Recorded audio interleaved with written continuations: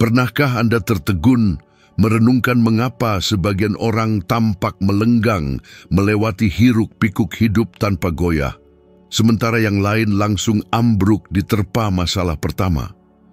Kita hidup di dunia di mana emosi berkuasa penuh, di mana setiap hal memicu reaksi, di mana banyak orang diperbudak oleh perasaan mereka, dan pada akhirnya merusak hidup mereka sendiri karena tidak tahu cara mengendalikan apa yang bergejolak di dalam diri.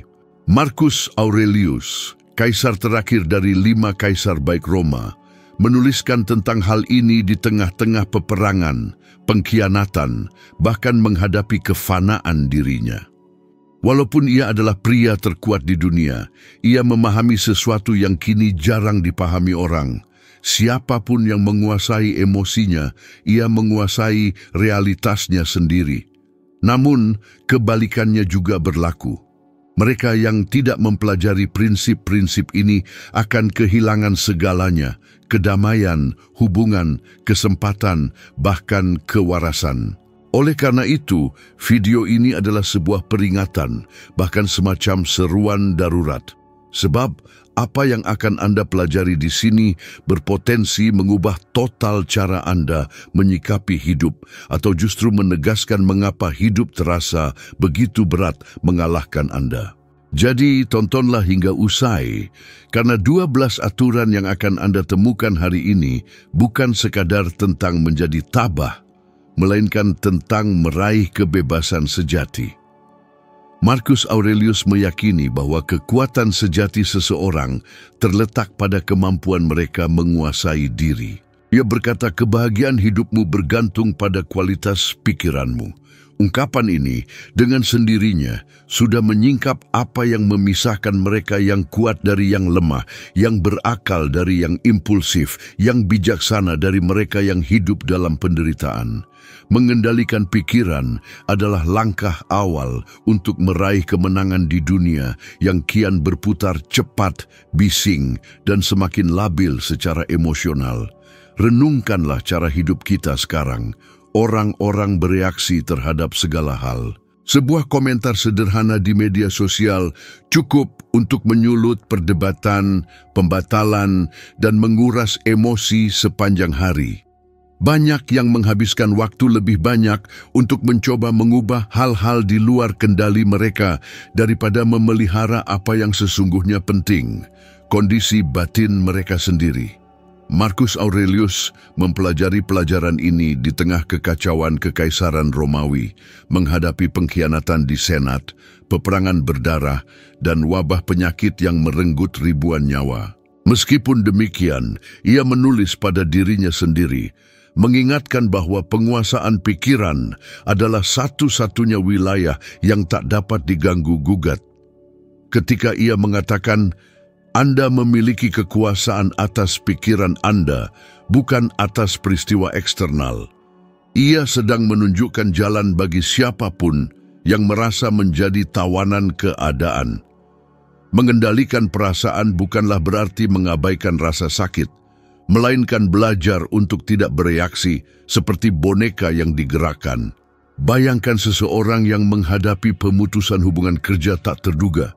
Kebanyakan orang akan putus asa, merasa terhina, memberontak, dan terjerembab dalam rasa bersalah atau ketakutan. Namun, individu yang tenang justru mengamati peristiwa itu sebagai sesuatu yang terjadi, bukan sebagai penentu jati diri mereka. Mereka menarik napas, menata ulang pikiran, dan mulai mencari kemungkinan baru. Sikap seperti ini dapat mengubah total arah hidup seseorang. Kontrol emosi semacam ini juga krusial dalam hubungan. Berapa banyak pasangan yang berpisah bukan karena kurangnya cinta, melainkan karena terlalu banyak reaksi berlebihan. Seseorang melontarkan perkataan dalam amarah, pasangannya membalas dengan dorongan yang sama, dan dalam hitungan detik, kesalahpahaman sederhana berubah menjadi perpisahan. Individu yang tenang, sebaliknya, tahu bahwa tidak semua hal memerlukan respons. Mereka memahami bahwa keheningan pada waktu-waktu tertentu justru lebih kuat daripada argumen apapun. Sebagian orang salah mengartikan sikap ini sebagai sikap dingin, padahal kenyataannya sikap dingin adalah ketiadaan perasaan, sementara pengendalian diri adalah kehadiran kesadaran. Ini tentang menjadi sang pengendali, bukan dikendalikan. Ketika Anda kesal dengan pengemudi di tengah kemacetan, ketika Anda membiarkan diri terombang-ambing oleh provokasi, atau ketika Anda menghabiskan hari meratapi sesuatu yang tak bisa Anda ubah, Anda sesungguhnya menyerahkan kendali pikiran Anda pada faktor eksternal. Marcus Aurelius justru mengajarkan sebaliknya. Penguasaan diri adalah kekuatan terbesar yang ada, sebab tak seorang pun dapat merampasnya dari Anda. Ilmu pengetahuan modern mengukuhkan apa yang kaum Stoa sudah pahami sejak 2000 tahun silam. Orang-orang yang belajar mengendalikan emosi memiliki kesehatan yang lebih baik, kesuksesan yang lebih besar, dan stabilitas mental yang meningkat. Penelitian menunjukkan bahwa individu dengan kontrol emosi yang lebih tinggi menunjukkan tingkat stres yang lebih rendah dan membuat keputusan yang lebih rasional di bawah tekanan. Dan persis seperti itulah yang diterapkan Marcus Aurelius dalam hidupnya.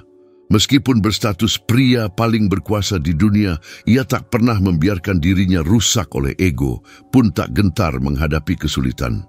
Ia tahu bahwa bereaksi dengan amarah atau keputusasaan sama saja dengan menyerahkan kerajaan batinnya sendiri.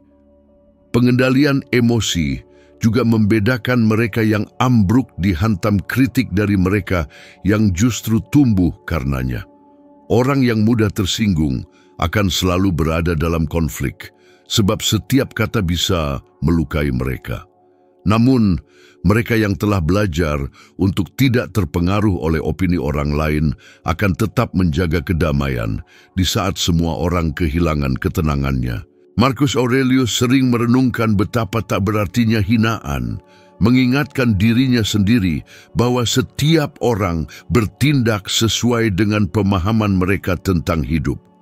Jika seseorang menyerang Anda, itu karena mereka belum tahu cara yang lebih baik. Ketika Anda memahami hal ini, Anda berhenti bereaksi dan mulai memahami. Dalam praktiknya, sikap seperti ini mengubah segalanya. Bayangkan sebuah tempat kerja di mana seorang kolega melontarkan komentar tidak adil tentang Anda. Reaksi lazimnya adalah membalas dengan setimpal, menciptakan ketegangan, membuktikan bahwa Anda benar. Namun, kaum Stoa akan mengamati, mengevaluasi, dan memilih untuk tidak bereaksi. Mereka tahu bahwa tidak perlu memenangkan setiap perdebatan, karena kemenangan sejati adalah tetap berdamai dengan diri sendiri. Dan kedamaian inilah yang menjadi keunggulan terbesar bagi mereka yang tenang di tengah masyarakat modern. Sementara banyak orang menyia-nyiakan energi mencoba mengendalikan perilaku orang lain, individu yang tenang memusatkan seluruh kekuatannya pada pengendalian diri.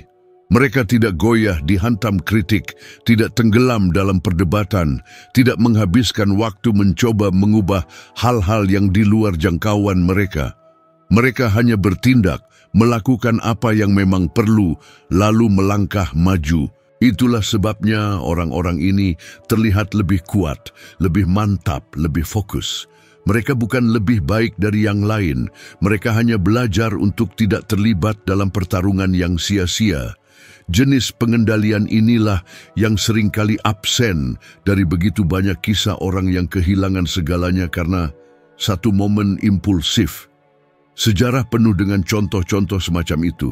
Sebuah tindakan tanpa pikir panjang, respons agresif, keputusan yang diambil dalam kobaran amarah, dan harga yang harus dibayar untuk itu sangat mahal.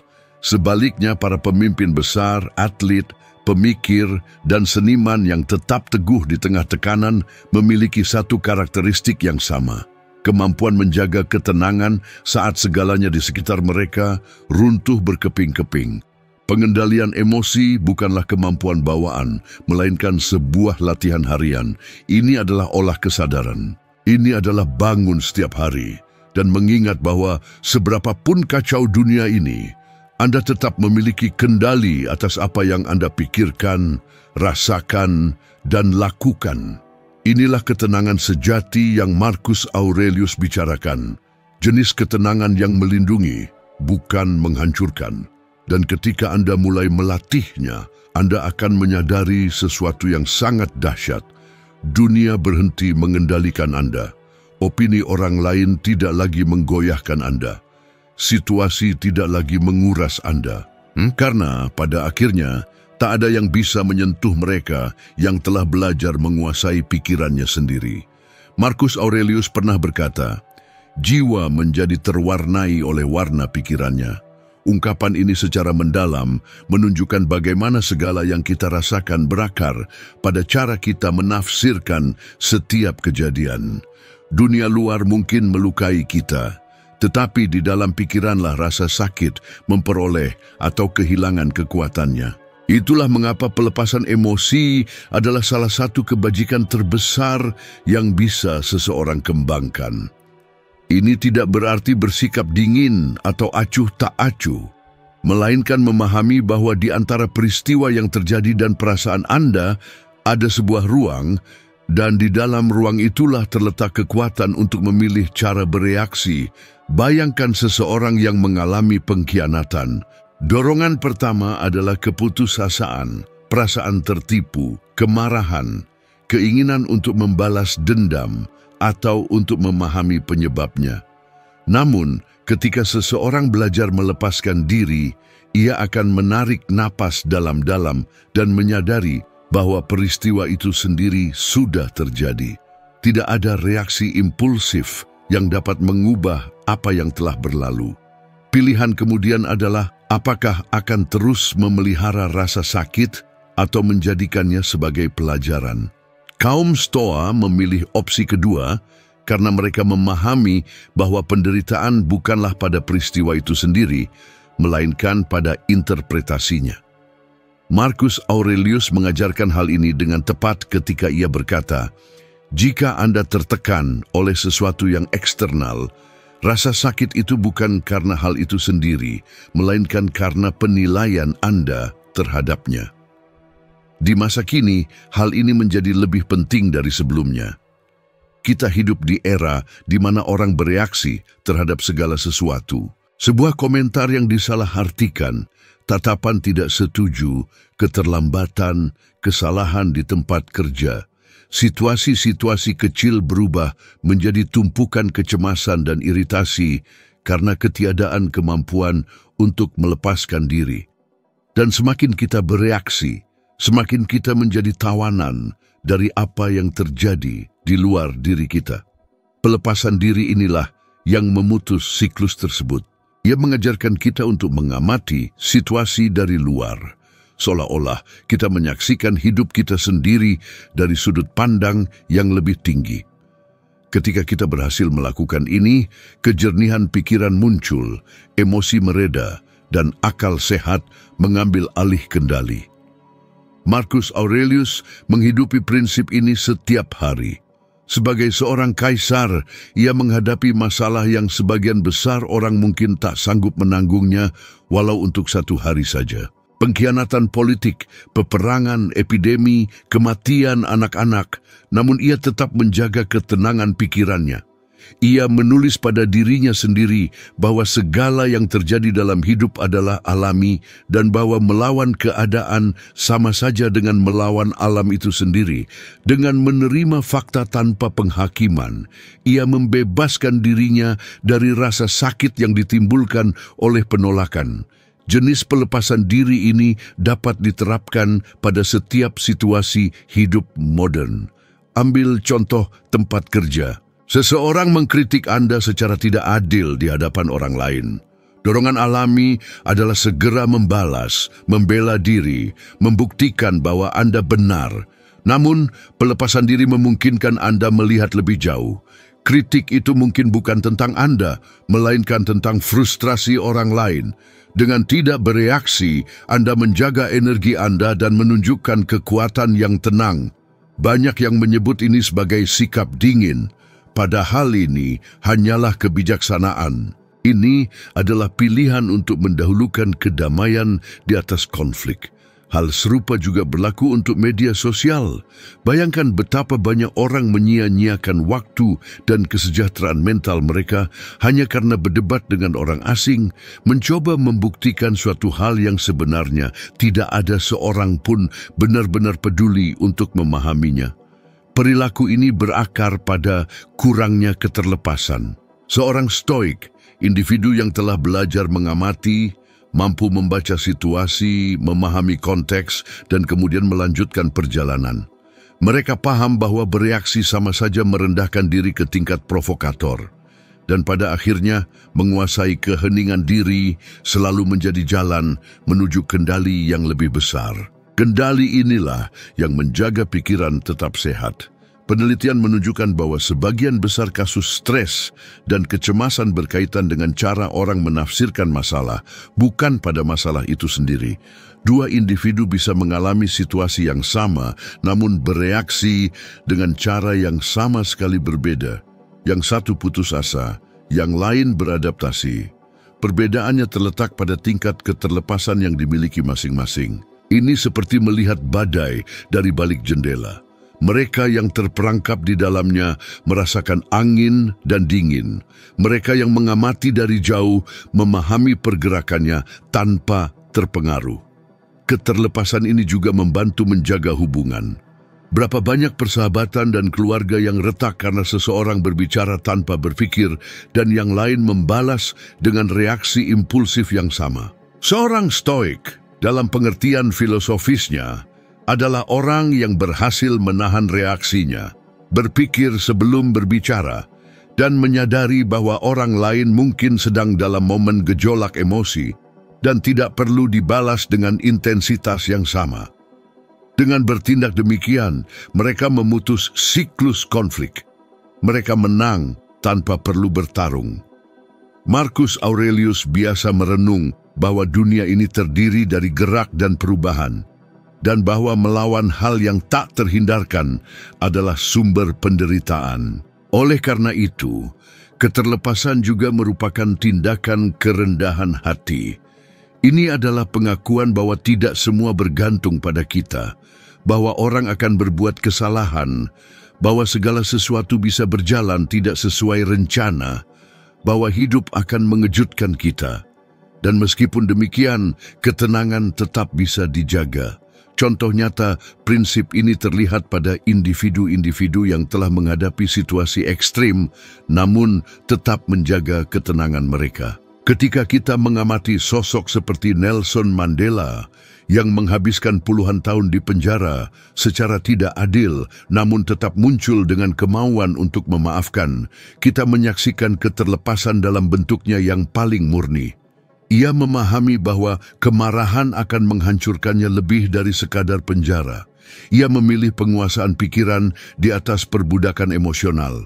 Dan prinsip inilah yang dapat mengubah siapapun di antara kita.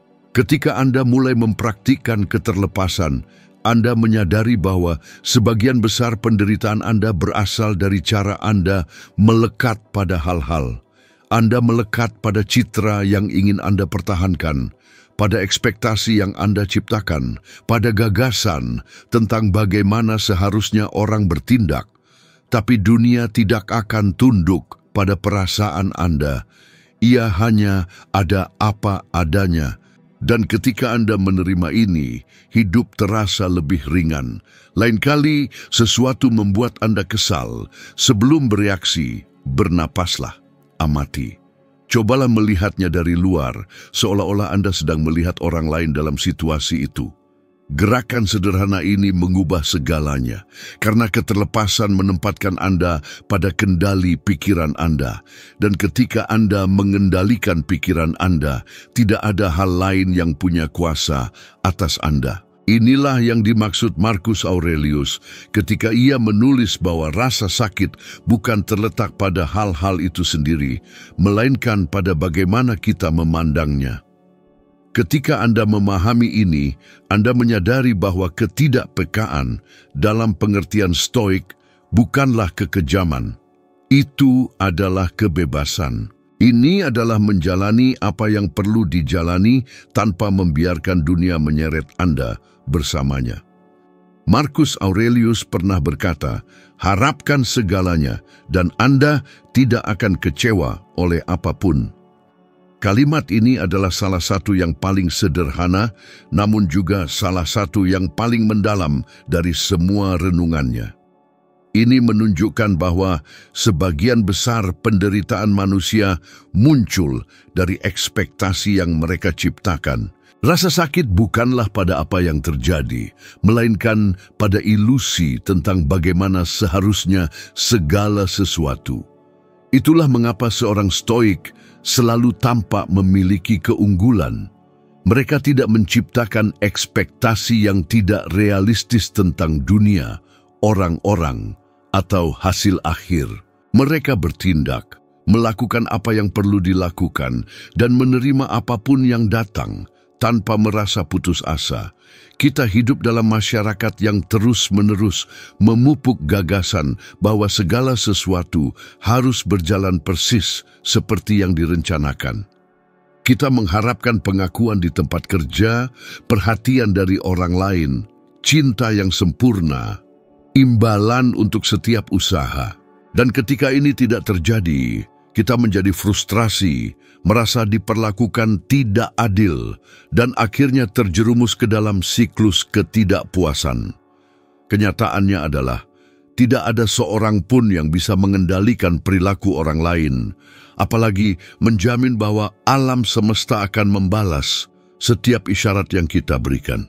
Seseorang yang memahami ini berhenti menderita karena hal yang tidak terduga, karena mereka telah menerima bahwa hidup penuh ketidakpastian. Marcus Aurelius memerintah seluruh kekaisaran, namun ia tahu ia hampir tidak memiliki kendali atas apapun. Ia menghadapi pengkhianatan dari orang-orang yang ia percaya, kalah dalam pertempuran, dan kerugian yang tak terpulihkan. Meskipun demikian, ia menulis kepada dirinya sendiri bahwa ketenangan datang ketika kita berhenti menginginkan apa yang tidak dapat kita kendalikan. Inilah inti dari keunggulan ketiga seorang stoik.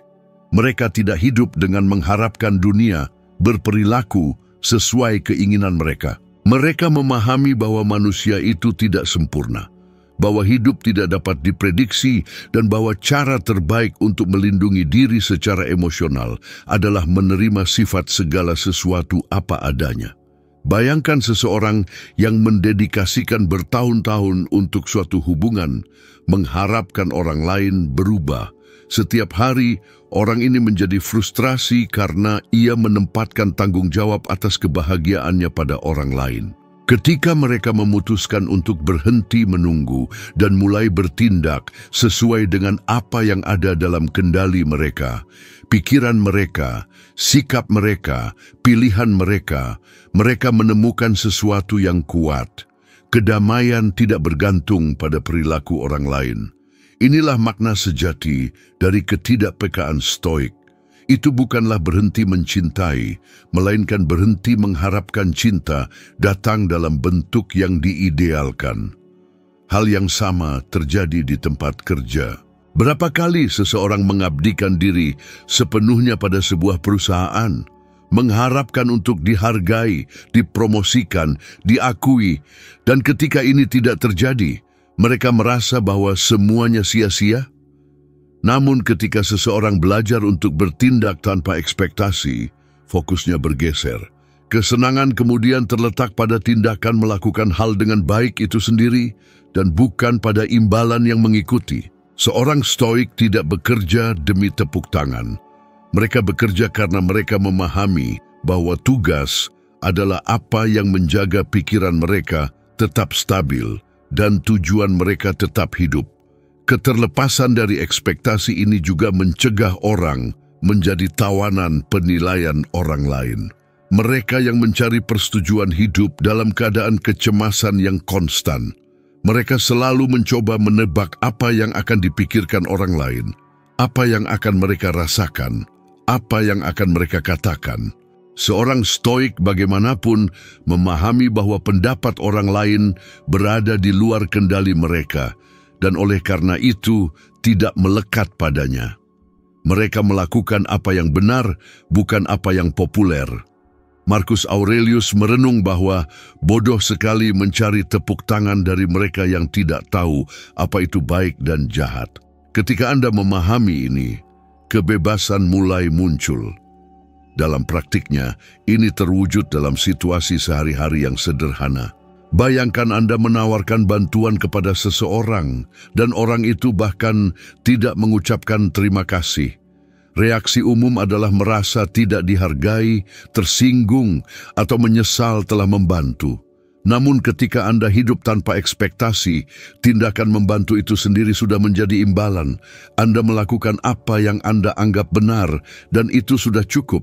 Hasilnya, apapun itu, tidak mengubah nilai tindakan Anda. Ini adalah cara untuk hidup dengan ringan, karena menghilangkan beban mengharapkan terlalu banyak dari dunia. Filosofi ini bukan hanya gagasan yang indah. Ia memiliki implikasi langsung terhadap kesehatan mental. Penelitian menunjukkan bahwa ekspektasi berlebihan adalah salah satu penyebab utama kecemasan dan depresi. Orang-orang yang mengharapkan terlalu banyak dari orang lain atau dari hidup-hidup dalam keadaan frustrasi yang konstan. Mereka yang berhasil menyesuaikan ekspektasi mereka, bagaimanapun, memiliki tingkat stres yang jauh lebih rendah dan secara emosional lebih stabil.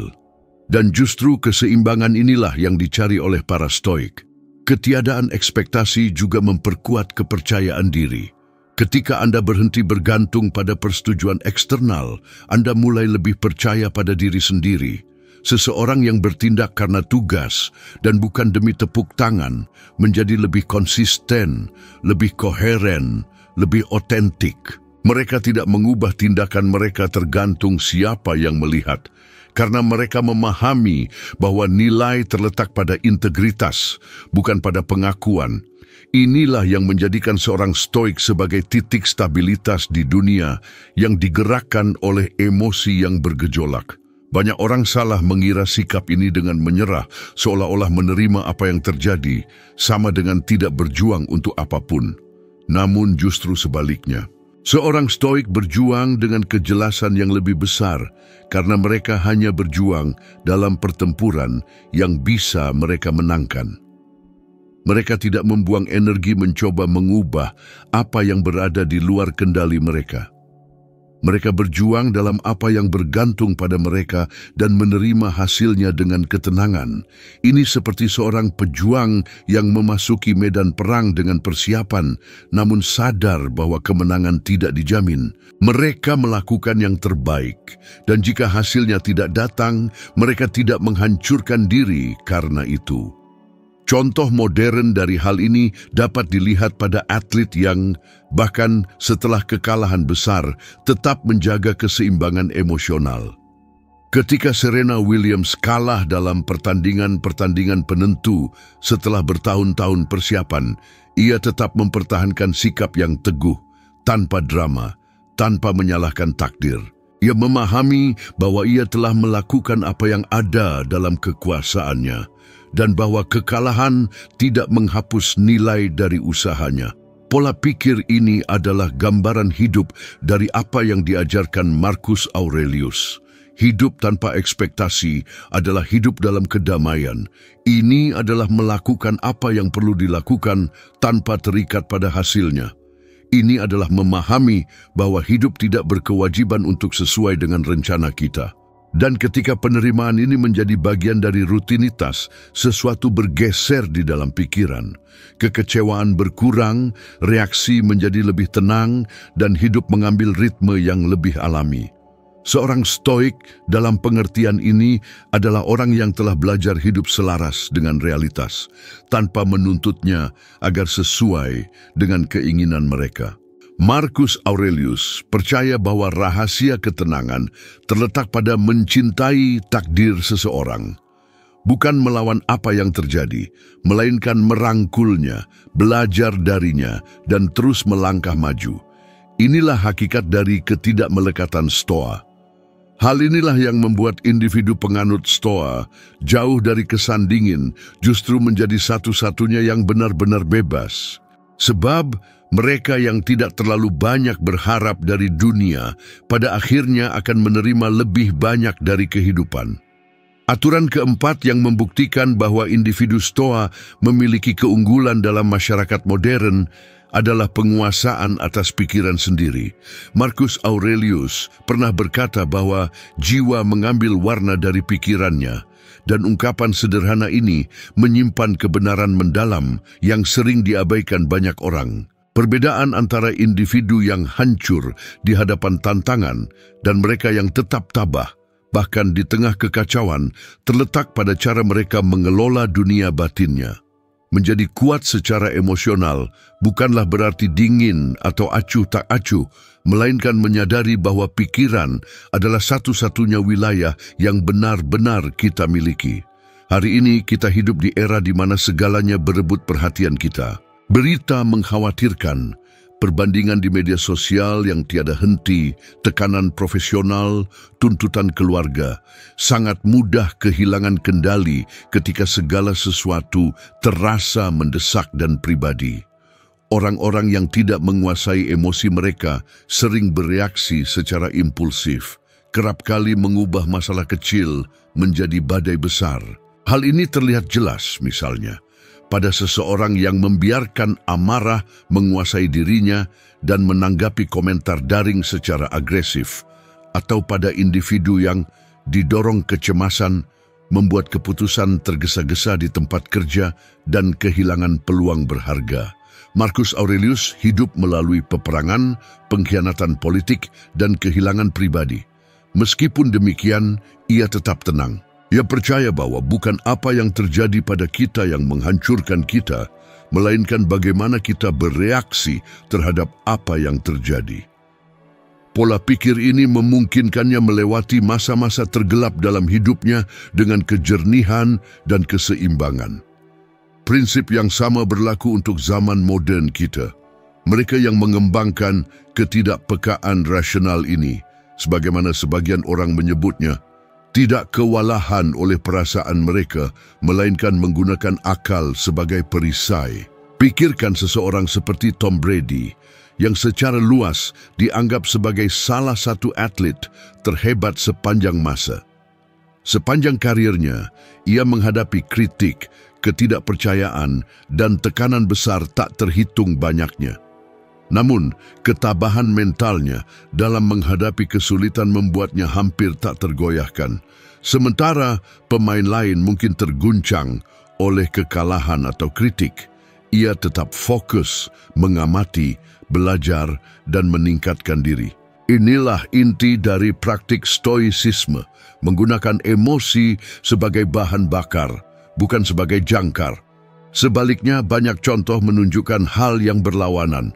Selebriti dan tokoh publik yang, meskipun semua keberhasilan yang bisa ditawarkan, justru menjadi tersesat secara emosional. Ketidakstabilan internal membuat mereka runtuh. Mereka tidak kekurangan uang, ketenaran, atau bakat, tetapi mereka kekurangan kendali. Mereka tidak memiliki kebijaksanaan untuk melihat ke dalam diri dan menyadari bahwa tidak ada pencapaian eksternal yang cukup ketika pikiran sedang bergejolak. Marcus Aurelius menyatakan, Anda memiliki kekuatan atas pikiran Anda, bukan atas kejadian eksternal. Sadarilah ini, dan Anda akan menemukan kekuatan. Inilah kuncinya. Dalam masyarakat yang semakin reaktif, mereka yang belajar untuk tetap berpusat, yang mengamati alih-alih meledak, yang berpikir sebelum menanggapi, secara alami akan menonjol. Dalam pekerjaan, hubungan, dan bahkan di media sosial, individu yang seimbang secara emosional menginspirasi rasa hormat dan kepercayaan karena mereka menyampaikan sesuatu yang langka. Stabilitas. Namun, menguasai pikiran bukanlah sesuatu yang terjadi dalam semalam. Ini membutuhkan latihan dan kesadaran diri. Oleh karena itu, latihan Stoa yang berharga bagi siapapun yang ingin menerapkan ajaran ini adalah observasi sadar. Kapanpun sesuatu mengganggu, membuat frustrasi, atau menakuti Anda, alih-alih langsung bereaksi, berhentilah sejenak dan amati apa yang Anda rasakan. Tanyakan pada diri Anda, apakah ini benar-benar penting setelah 1 bulan dari sekarang? Apakah ini dalam kendali saya? Sebagian besar hal yang mengganggu kedamaian kita tidak memiliki kekuatan nyata atas diri kita. Kitalah yang memberinya makan dengan perhatian dan emosi kita. Kontrol mental ini juga memungkinkan seseorang untuk tetap produktif bahkan selama masa-masa sulit. Bayangkan seseorang yang tiba-tiba kehilangan pekerjaannya. Reaksi umumnya adalah keputusasaan. Namun, penganut Stoa memahami bahwa kendali hanya terletak pada tindakan diri sendiri, bukan pada keadaan. Jadi, mereka bertindak dengan tenang, menata ulang pikiran mereka, mencari solusi, dan mengubah kesulitan menjadi peluang. Perbedaannya terletak pada cara mereka berpikir. Hari ini, studi ilmiah mengkonfirmasi apa yang diutarakan Marcus Aurelius hampir 2000 tahun yang lalu. Penelitian dalam psikologi positif dan regulasi emosional menunjukkan bahwa individu yang dapat mengelola pikiran dan emosi mereka mengalami tingkat stres yang lebih rendah, kesehatan fisik yang lebih baik, dan keberhasilan jangka panjang yang lebih besar. Dengan kata lain, menjadi tidak responsif secara emosional, dalam artian tidak dikendalikan oleh emosi, sebenarnya merupakan keuntungan praktis dan terbukti. Stoicisme tidak mengajarkan kita untuk mengabaikan perasaan, melainkan untuk menempatkannya pada tempatnya yang tepat. Emosi adalah tamu, bukan penghuni tetap. Dan ketika Anda memahami ini, tidak ada yang dapat dengan mudah menggoyahkan Anda lagi. Ini seperti berada di mata badai dan tetap mempertahankan tatapan yang tenang. Marcus Aurelius mewujudkan contoh ini. Bahkan di bawah beban besar kekaisaran Romawi, di tengah pengkhianatan dan tragedi pribadi, ia tidak pernah membiarkan turbulensi eksternal menyerbu pikirannya. Inilah keuntungan dari mereka yang tak tergoyahkan. Mereka tidak dingin, mereka bebas. Bebas dari belenggu emosional yang mendominasi sebagian besar orang. Dan kebebasan batin adalah langkah pertama menuju pencapaian sejati apapun. Oleh karena itu, jika ada satu hal yang bisa dipelajari dari ajaran ini adalah bahwa kekuatan sejati tidak terletak pada mengendalikan dunia, melainkan pada menguasai diri sendiri. Sebab, seperti yang dinyatakan Marcus Aurelius sendiri, kebahagiaan hidup Anda bergantung pada kualitas pikiran Anda. Hidup akan selalu menguji kesabaran, kekuatan, dan kemampuan kita untuk tetap tenang di tengah kekacauan. Dunia tidak akan berhenti untuk memberi kita waktu bernapas. Oleh karena itu, belajar hidup dengan kebijaksanaan seperti yang diajarkan Marcus Aurelius adalah apa yang benar-benar mempersiapkan kita untuk apa yang akan datang. Setiap pelajaran yang Anda dengar di sini bukanlah ide yang jauh atau konsep filosofis yang rumit. Ini adalah alat praktis, cara untuk melihat kehidupan dengan kejelasan yang lebih besar dan penderitaan yang lebih sedikit.